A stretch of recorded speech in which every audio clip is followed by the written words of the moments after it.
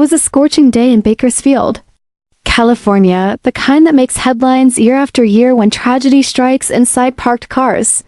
But this time, the heartbreak didn't come from a forgotten backpack or a quick stop gone wrong. It came from a young mother's deliberate choice, a choice that would leave one child dead, another fighting to survive, and a community grappling with the question, how could this happen? 20-year-old Maya Hernandez was like many young moms, balancing youth, motherhood, and the mounting pressure to keep up appearances. But on that day, Maya allegedly chose vanity over vigilance. According to investigators, she left her 2 young sons, just 1 and 2 years old, strapped into their car seats inside a parked vehicle while she went inside for a cosmetic procedure. She walked in alone. Not once, they say, did she come back out to check on her children. The appointment itself? Just 15 to 20 minutes, according to court records. But the children remained inside the car for over an hour, maybe closer to 2. By the time emergency responders arrived, the damage was done. 1-year-old Emilio Gutierrez had succumbed to the unbearable heat. His tiny body had reached a body temperature of 107 degrees. His older brother, just 2, had a temperature of 99 and managed to survive. But the trauma? That will linger for a lifetime. A photograph of Emilio, bright-eyed and chubby-cheeked, began circulating online. Family and friends gathered to mourn, lighting candles and sharing stories of a little boy taken too soon. But even as they grieved, prosecutors were working behind the scenes, building their case against the woman who should have protected him most, Maya. Hernandez was arrested and charged with involuntary manslaughter and felony child cruelty. Her bail was set at over $1 million. A clear signal from the court, this was not a simple mistake. This was serious. This was negligent. And for prosecutors, this was criminal. The details only made the case more damning. According to court documents, Maya had asked a spa worker ahead of her appointment if her children could come inside. The worker reportedly said yes. The children could wait in the lobby. But instead of bringing them in, Maya left them outside, strapped in, under the California sun.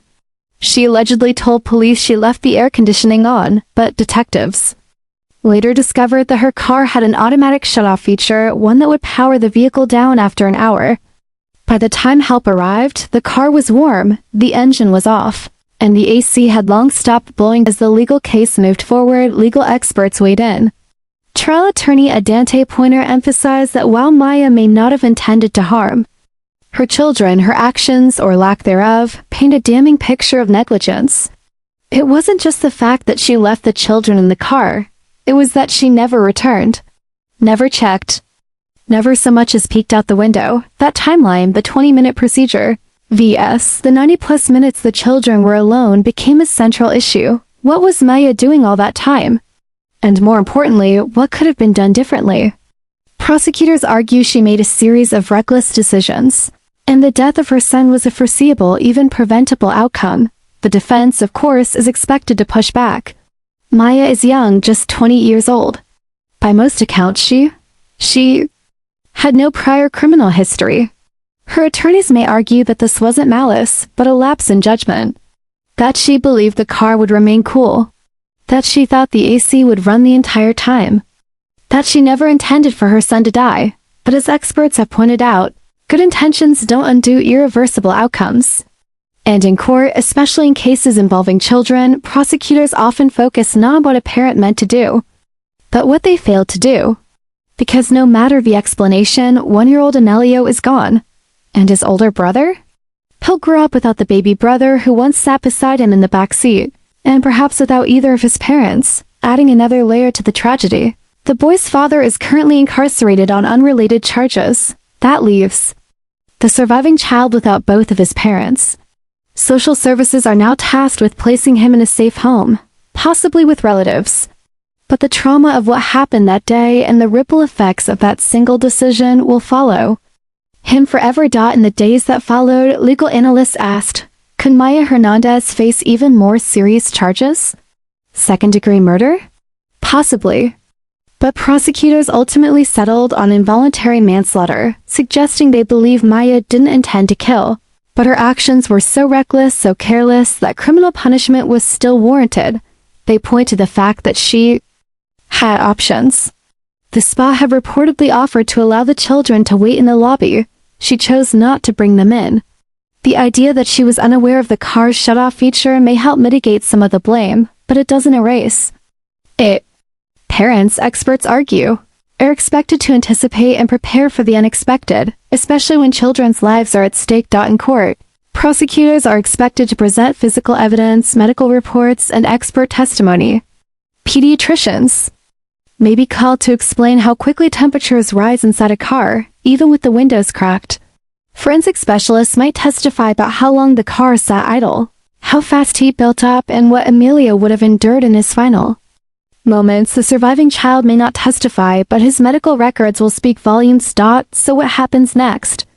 Maya Hernandez is due back in court on July 11th. Her legal team may attempt to negotiate a plea deal, hoping for leniency in sentencing, especially given her age, lack of criminal history, and the fact that she lived with the consequences of that day for the rest of her life.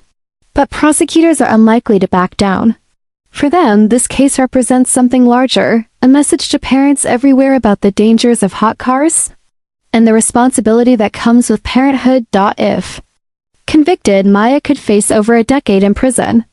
Whether she's granted any custody or contact with her surviving son will be determined down the line, but given the severity of the charges and public outcry, that seems unlikely for now. This case joins a growing list of hot car deaths across the United States. In 2023, 29 children died this way. In 2024, that number rose to 41, and already in 2025, at least 14 children have died just halfway through the year. It's a crisis of awareness, a crisis of distraction. And now, for one young mother, it's a crisis of justice. As the case against Maya Hernandez unfolds, one thing is painfully clear. This tragedy didn't have to happen. A little boy didn't have to die. A family didn't have to be shattered, but choices were made. And now, a courtroom will decide who bears the weight of those choices, and for how long.